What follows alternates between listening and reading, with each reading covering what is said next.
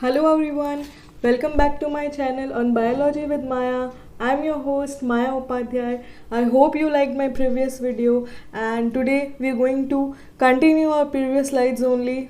We have studied cell theory and now we are going to study about cell evolution. So stay with me, stay touched, and please, if you have not subscribed my channel yet, please do subscribe it and you will have the perks of it. So let's continue. Okay students, coming to next slide, our next topic is evolution of cells. हमने cell theory को पढ़ा, जो scientist ने इसे form किया हमने उसके बारे में पढ़ा. We have also studied about the major points of modern cell theory. Okay, now coming to the next topic is evolution of cells. Cells का evolution कैसे हुआ, कब हुआ और कैसे multicellularity develop हुई और कैसे eukaryotic organisms आए. So earliest cells were 3.5 billion years ago and they are known as prebiotic soup. अभी prebiotic soup में rich mixture of organic compounds present थे और ये जो पहले cells थे वो chemo heterotrophs थे. Now what does means chemo? Chemo means chemical. Okay, it means chemical, and we know that heterotrophs are those organisms which cannot prepare their own foods, which depend on external environment for their nutrition. So the earliest cells appeared 3.5 billion years ago. They were prebiotic soup which composed of rich mixture of organic compounds like methane, like carbon, like hydrocarbons, etc. and they were chemoheterotrophs. Okay, means they needed chemical energy from outer environment for their nutritional needs. These heterotroph cells converted into autotrophs by gradually deriving energy from certain compounds in their environment and then they use that energy to synthesize their own precursor molecules. अभी क्या हुआ, heterotrophs जब continuously बाहर की energy पे sustain कर रहे थे, so they gradually developed a habit of preparing some of their own precursor molecules और इसी तरह gradually from step by step they converted from heterotrophs into autotrophs. Autotrophs are those organisms जो अपना nutritional need खुद complete कर सकते हैं, like plants. Okay, they synthesize their own foods, whereas heterotrophs are animals.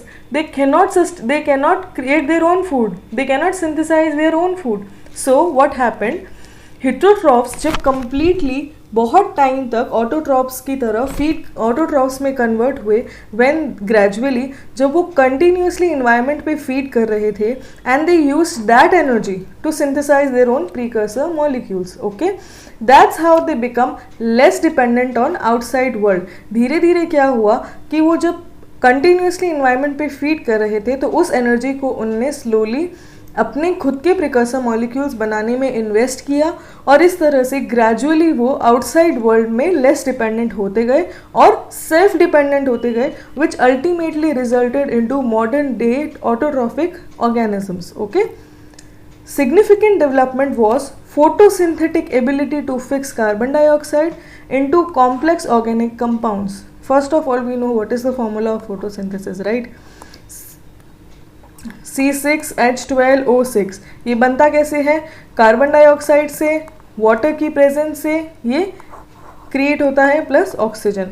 सो जो सबसे सिग्निफिकेंट लैंडमार्क था इस इवोल्यूशन में वो ये था कि जब हेटेरोट्रॉफ्स के अंदर फोटोसिंथेटिक एबिलिटी डेवलप हुई, वो एटमॉस्फेरिक कार्बन डाइऑक्साइड को ब्रेक करके केमिकल कंपाउंड्स में कन्वर्ट कर सकते थे, ऑर्गेनिक कंपाउंड्स में कन्वर्ट कर सकते थे. इसके बाद में कहानी शुरू हुई और कंप्लीटली ऑटोट्रॉफिक प्लांट्स बन गए. Okay, significant landmark was when single cell with simple structure transitioned into more complex and relatively larger cells.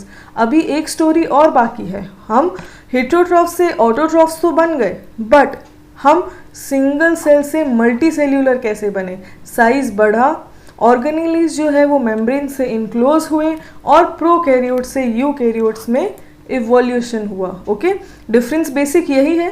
Prokaryotes में जो होते हैं वो ऑर्गेनेलीज मेम्ब्रेन बाउंड नहीं होते हैं, यूकैरियोट्स में जितने भी ऑर्गेनेलीज होते हैं वो मेम्ब्रेन बाउंड होते हैं.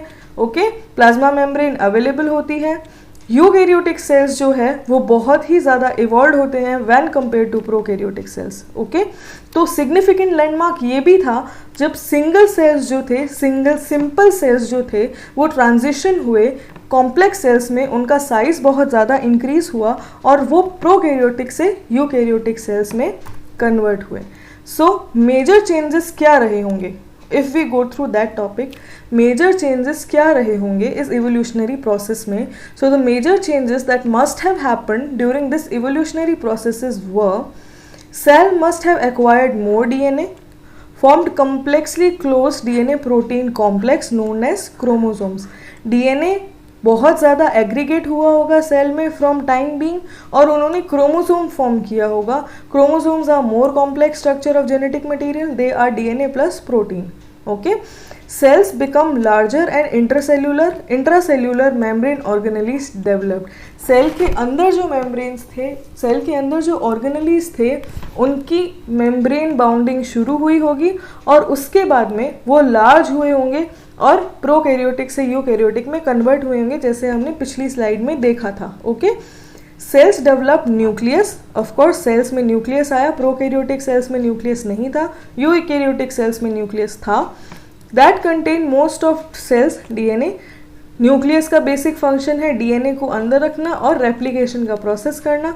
तो जब यूकैरियोटिक सेल्स में न्यूक्लियस आया, उसके अंदर डीएनए इंक्लोज हुआ, तो अपने आप इवोल्यूशन हुआ. Okay, nucleus was enclosed by a double membrane structure. Okay, there must have been a symbiotic. अभी ये है प्लांट्स को एक्सप्लेन कर रहा है ये पॉइंट कि प्लांट्स का इवोल्यूशन कैसे हुआ होगा. Coming to the next point, there must have been a symbiotic relationship between photosynthetic bacteria and a primitive eukaryotic cell.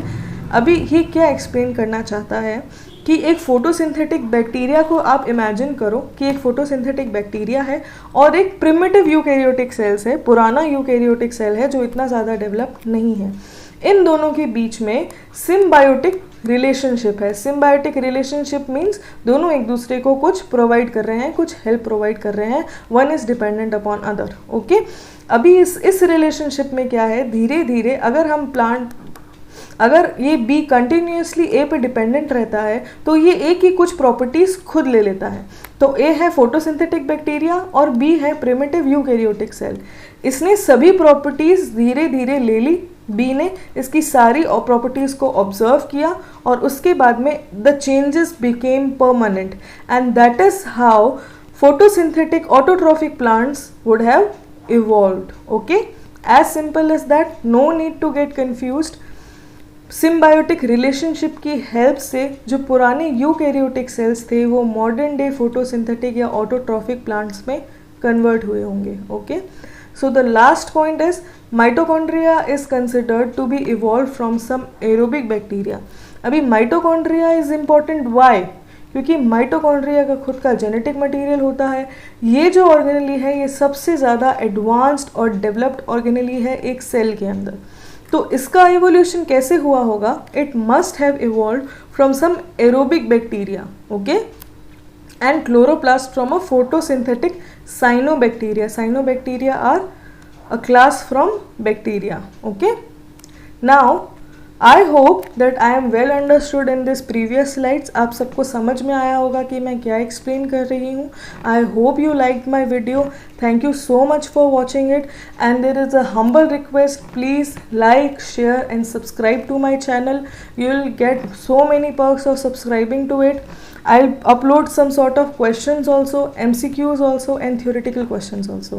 Okay, so now I rest my case here. If there are any doubts, if there are anything you want to say, you can use the comment box which is given below, and do like, do subscribe. Till then, take care, study hard and stay safe.